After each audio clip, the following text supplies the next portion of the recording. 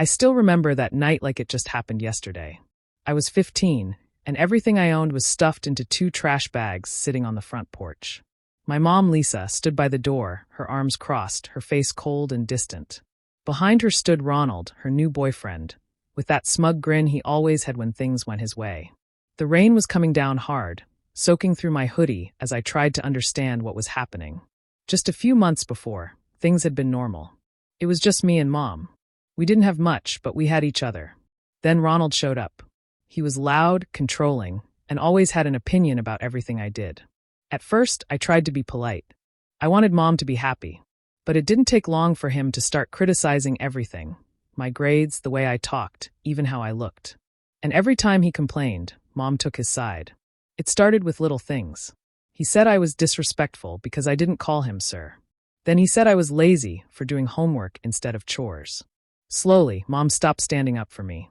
She began looking at me the same way he did, with irritation, like I was some stranger living in her house rent-free. I could see the change in her eyes, and that hurt more than anything. The night it happened, I had come home late from a study group. I had told Mom earlier, but she claimed I hadn't. Ronald was already angry, pacing in the living room. He accused me of lying, said I was trying to sneak around, and that I was disrupting their peace. I tried to explain, but Mom didn't even look at me. She just said, "I can't do this anymore, Ethan. You're tearing this house apart." Tearing it apart? I wanted to laugh and cry all at once. It wasn't me, it was him. But the words didn't matter. Ronald whispered something in her ear, and that was it. She told me to pack my things. No hesitation, no second thoughts. She stood by the door the whole time I was upstairs, watching me pack like she couldn't wait for me to leave. When I came downstairs, she handed me $20 and said, "You'll be fine. You're old enough to figure it out." I just stood there, staring at her, waiting for her to change her mind. But she didn't. Ronald opened the door, pointed outside, and said, "Go on, tough guy." So I did. I walked out into the rain with those trash bags and my heart breaking into pieces. The door closed behind me, and that sound, the soft click of the lock, echoed louder than thunder. I stood there for a while, shivering, hoping she'd open it again. But she never did. That night, at 15, I learned what it really meant to be alone. The first 2 nights after being kicked out were the longest of my life. I didn't know where to go, so I ended up sleeping on a park bench a few blocks away from the house. It was cold, and the rain hadn't stopped completely. I tried to use my backpack as a pillow, but the hard metal slats of the bench made it impossible to rest. My stomach growled the whole night, but I didn't have money for food. I just pulled my hoodie tighter and hoped morning would come faster. By the second day, I was exhausted and scared. I wandered around the neighborhood, trying not to be noticed. I didn't want anyone to see me like that. But hunger and cold have a way of breaking pride. Late that evening, a woman from down the street, Mrs. Carter, saw me sitting on the curb. She recognized me immediately. She'd known my mom for years.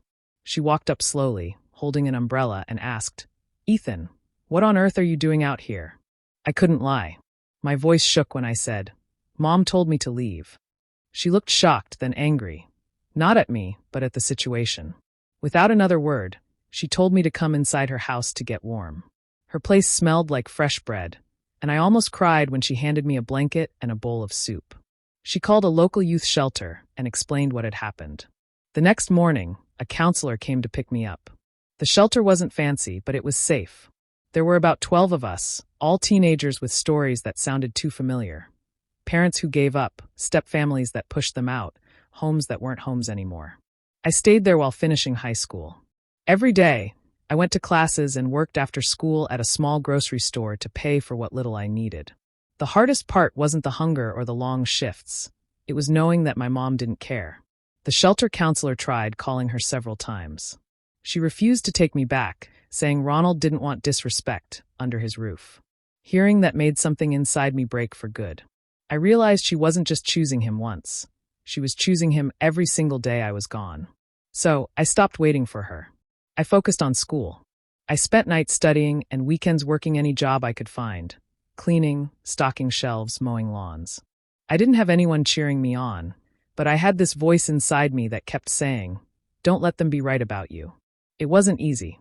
There were nights I cried quietly, wondering why a mother could turn her back on her own child. But somewhere in all that pain, I made myself a promise. I would make something out of my life, even if no one believed in me. Especially because no one believed in me. By the time I turned 17, life at the shelter had become my new normal. I had finished high school with good grades, something I was proud of because I did it completely on my own. One afternoon, my school counselor told me about a mentorship program that helped kids from rough backgrounds get into college. I applied without expecting much, but a month later, I got an email that changed everything. I'd been chosen for a full scholarship to a community college. I remember sitting there staring at the screen, barely believing it was real. For the first time in years, I felt like maybe I had a chance to start fresh. The scholarship covered tuition and books, but I still needed to pay for food and rent, so I took a job at a small diner near campus. I worked the night shift, cleaning tables and washing dishes until 2 in the morning. The work was tiring, but I didn't complain. It was honest work, and it kept me going. During the day, I went to my computer science classes.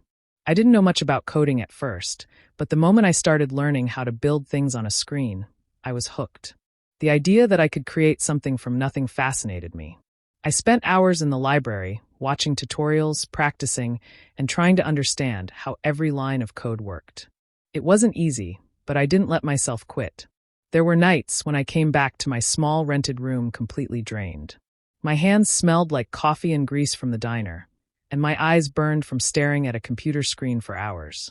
Sometimes I'd close my eyes and hear Ronald's voice in my head saying, "You'll never be anything without us." At first, those words used to hurt, but now they made me push harder. Every time I felt like giving up, I imagined proving him wrong. I didn't have fancy clothes, friends with cars, or a family cheering me on, but I had something stronger: determination. My classmates talked about vacations and parents who sent them money. I didn't have that. What I had was grit. And every late night, every double shift, every class I struggled through reminded me that I was building something no one could take from me. My professors started to notice my effort. One of them, Mr. Barnes, became like a mentor. He told me, "Ethan, you've got something most people don't: discipline." That meant everything to me. I started believing that maybe I could actually build a real future. Those 2 years at community college weren't glamorous, but they were the foundation of everything that came later. I learned that success isn't about where you start. It's about refusing to stay there. Every cup I washed, every code I wrote, brought me one step closer to the life I promised myself I'd have. When I turned 21, I was finally out of school and ready to build something real. I didn't have much money saved, but I had skills, determination, and 2 good friends from college, Evan and Riley. We had all studied computer science together and spent hours in the lab talking about what we could do if someone just gave us a chance. One day, instead of waiting for that chance, we decided to make it ourselves. Evan's uncle had an old garage that wasn't being used anymore. The place smelled like oil and dust, but it had electricity and a few workbenches. That's all we needed. We brought in a couple of secondhand desks, a few chairs, and our laptops. That was the birth of our little business. We called it TechFix Garage. Our goal was simple: fix anything with a screen or a circuit board. Phones, laptops, tablets, you name it. At first, business was slow. Most of our customers were college students who couldn't afford the big repair shops, so we charged fair prices and did honest work. We stayed up late most nights, surrounded by open laptops, tiny screws, and the smell of solder. We didn't make much money in those first few months, but we built trust. People started recommending us to friends, and soon we had a steady stream of customers. Evan was great with hardware. Riley handled software and coding. I focused on the business side, talking to clients, organizing repairs, and managing the little money we earned. We didn't sleep much, but none of us cared. Every day felt like progress. We even started getting small projects from local businesses, fixing their office computers, setting up networks, and later, building simple apps to help them manage their work. I still remember the first time we landed a big contract. It was with a small insurance company that needed an app for their employees. The deal was worth $10,000, and for us, it felt like winning the lottery.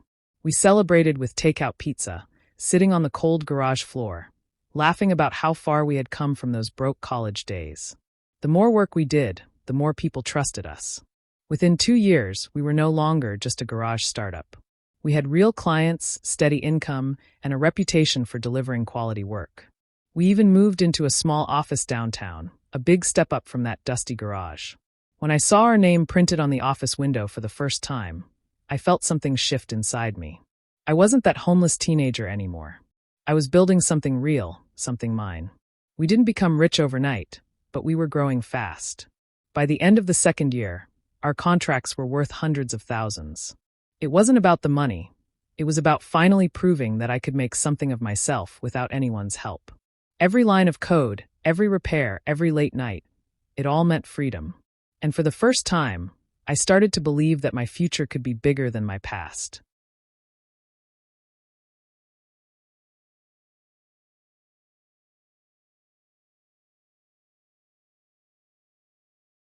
By the time I turned 25, everything we had worked for started to pay off. What began in that small garage had turned into something much bigger. We had rebranded our company as BiteSpring Solutions, a name that sounded more professional and matched the kind of work we were doing now. We weren't just fixing devices anymore. We were building apps, creating systems, and solving real business problems. Our big break came when a regional bank reached out to us. They had seen one of our smaller apps being used by a local insurance firm and wanted something similar, but on a larger scale. It was a huge opportunity, and honestly, we were nervous. We were still a small team, and the project was worth more than anything we had ever done before. But we said yes. For 3 months straight, we worked day and night. There were times we slept in the office, surviving on coffee and energy bars. When we finally delivered the project, the bank was thrilled. They loved our work and immediately offered a long-term contract. That one deal changed everything. Suddenly, other companies started noticing us too. Within a year, we had several corporate clients, steady cash flow, and a growing team of young developers who believed in what we were building. I didn't even realize how far we'd come until one day, our accountant showed us the numbers. On paper, I was officially a millionaire. It didn't feel real. I wasn't driving fancy cars or wearing expensive clothes. I still wore the same old jacket from my college days. But knowing that I had built this life from nothing, it felt powerful. It felt like freedom. The first thing I did was buy a small house. Not a mansion or something to show off, just a modest, comfortable home. I remember standing in the empty living room, looking at the bare walls, and thinking about that 15-year-old kid who once slept on a park bench. Back then, I promised myself that one day I would have a place of my own, a place where no one could throw me out. That house was that promise fulfilled. I didn't buy it out of pride. I bought it out of peace. Every time I turned the key and walked through the front door, I felt safe. There was food in the fridge, warmth in the rooms, and silence that didn't hurt anymore. Sometimes I'd sit on the porch at night and just breathe, letting the quiet remind me how far I had come. My life wasn't perfect, but it was mine. For the first time, I didn't have to worry about where I'd sleep or if I was wanted. I had built stability with my own hands, and that meant more than any amount of money in the bank. What once felt impossible had become real, and deep down, I knew this was just the beginning of something even bigger. It happened on a quiet evening. I was sitting in my living room, going through some work emails, when my phone buzzed. The number wasn't saved, but something about it made me pause. I almost ignored it, but at the last second, I picked up. The voice on the other end made my heart stop. It was my mom. For a few seconds, neither of us said anything. Then she spoke, her voice trembling. "Ethan, it's me. Please don't hang up." Hearing her after 10 years felt unreal. I didn't know what to say. Part of me wanted to end the call right there, but another part, the same part that once waited on the porch for her to open the door, kept me silent. She started talking fast, her words spilling over one another. Ronald had left her. He had drained her bank account, sold her car, and disappeared. She said she didn't have anywhere to go and was about to lose the house. Then she began to cry, loud, broken sobs that sounded like pain and regret mixed together. She said she needed me, that I was all she had left.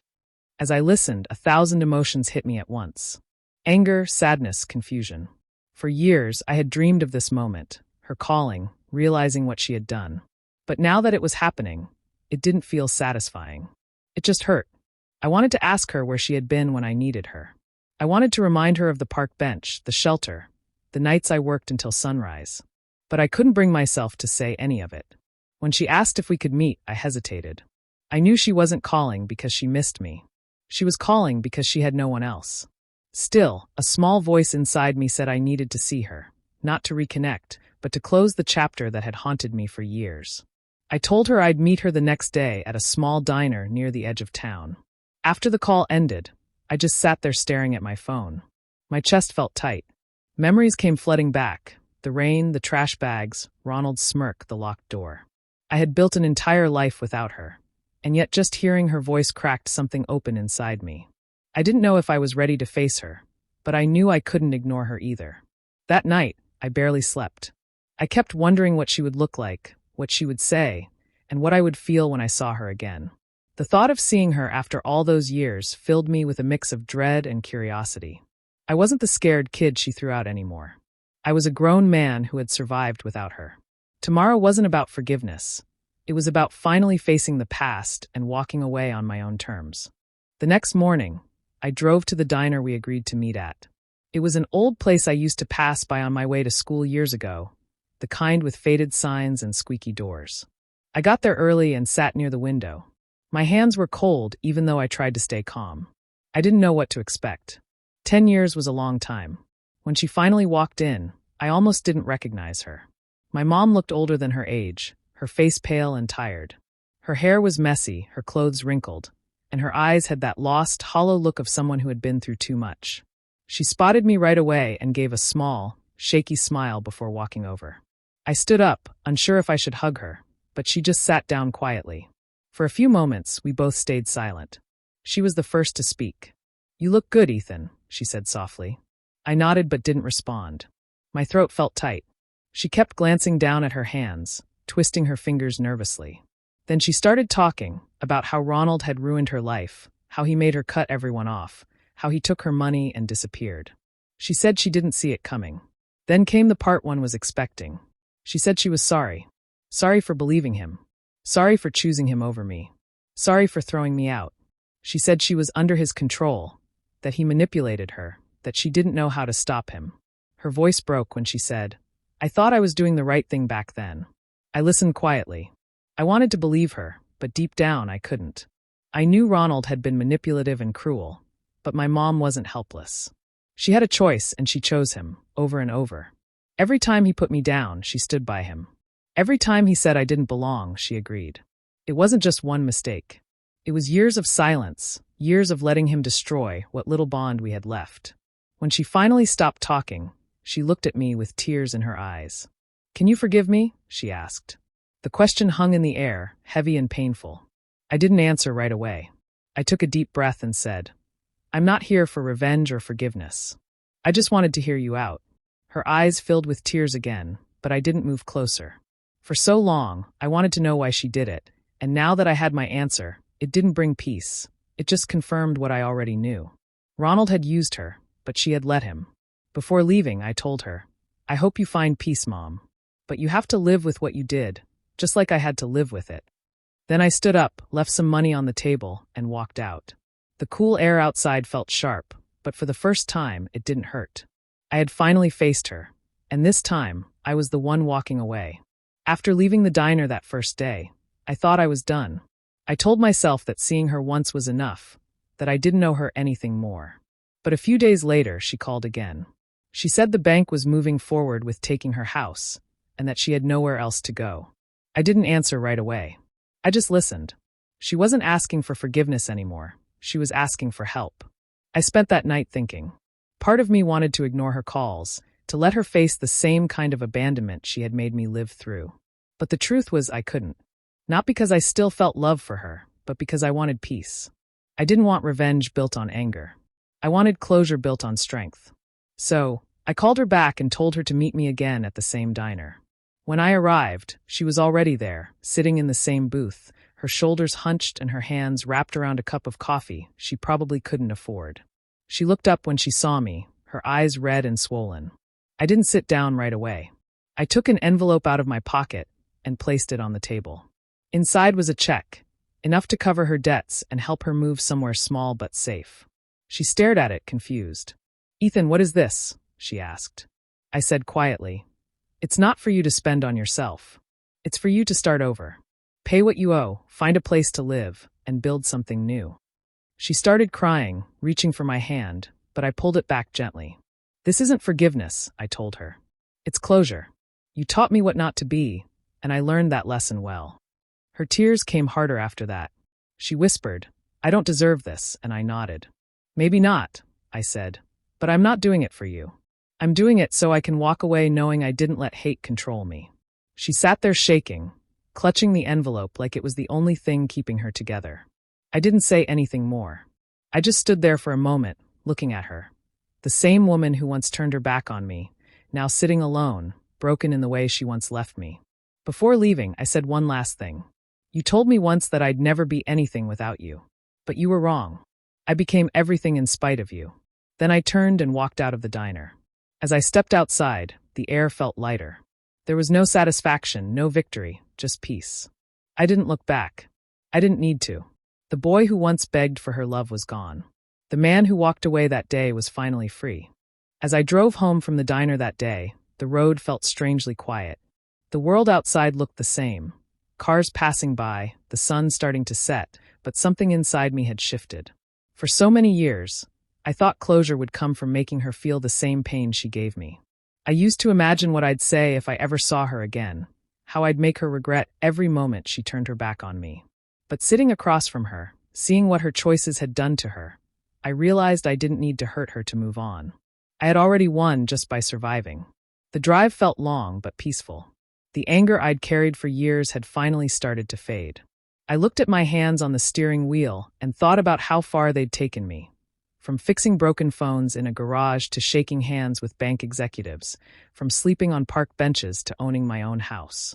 I had built everything she and Ronald said I never could. For years, I'd let their voices live in my head. Ronald's mocking laughter, my mom's silence, it had all stayed with me. But now, I understood that those voices didn't define me. I wasn't that scared 15-year-old boy anymore, begging for someone to love him. I was the man who created his own life from nothing, who didn't need anyone's approval to feel worthy. That realization was worth more than any kind of revenge could ever give me. As I turned onto my street, I thought about the word revenge and how differently it felt now. I used to think revenge meant getting even. But now I knew it meant finding peace when others expect you to stay broken. It meant being kind when bitterness would be easier.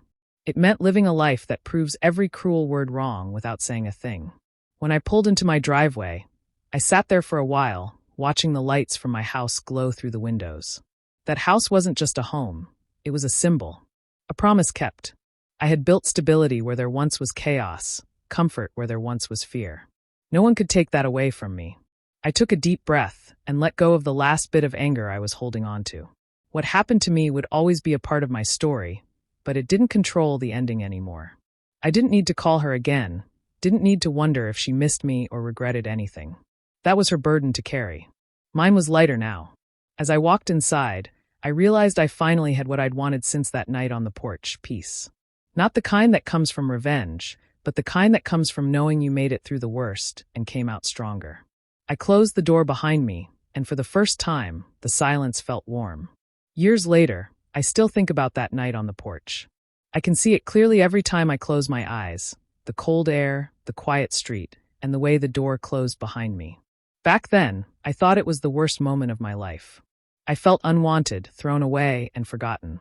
But now, looking back, I understand that it was also the moment everything truly began. That night broke me open, but it also pushed me to build a version of myself that didn't depend on anyone else to survive. Sometimes, when life slows down and I sit alone in my living room, I catch myself wondering what would have happened if my mom had opened that door. Maybe I would have stayed, tried to fit into their world, kept shrinking to make them comfortable. I might have never found my strength, never discovered what I was capable of. Life has a strange way of turning pain into direction. What felt like the end of everything back then turned out to be the start of the best thing that ever happened to me, freedom. I've learned that love isn't always what it's supposed to be. Sometimes the people meant to protect you are the ones who hurt you most. And sometimes that hurt becomes the reason you grow. I stopped expecting apologies a long time ago. I stopped waiting for anyone to tell me they were proud of me. I realized I didn't need their words to know my worth. Every step I took, every wall I climbed over, proved that I could build my own path. Now, when people ask about my past, I don't hide it. I tell them the truth, that I was abandoned, that I was scared, but I didn't stay that way. Because what matters isn't where you start, it's what you do after the world leaves you behind. I learned how to stand up, how to trust myself, and how to turn pain into power. That night on the porch taught me something no book or mentor ever could. That survival itself is a kind of victory. When you survive the people who tried to break you, you win in a way they can never understand. They lose control over your story. You become your own strength. Now, when I think of revenge, I don't picture anger or payback. I picture peace. I picture success built from nothing. I picture the quiet satisfaction of knowing that I made it on my own. That's the sweetest revenge of all, not proving them wrong, but proving myself right. So yes, I still remember that night, but not with pain anymore. I remember it with gratitude, because it taught me the most important lesson of my life. Sometimes losing the people you love is what saves you. And in the end, survival isn't just about staying alive. It's about becoming someone who no longer needs saving.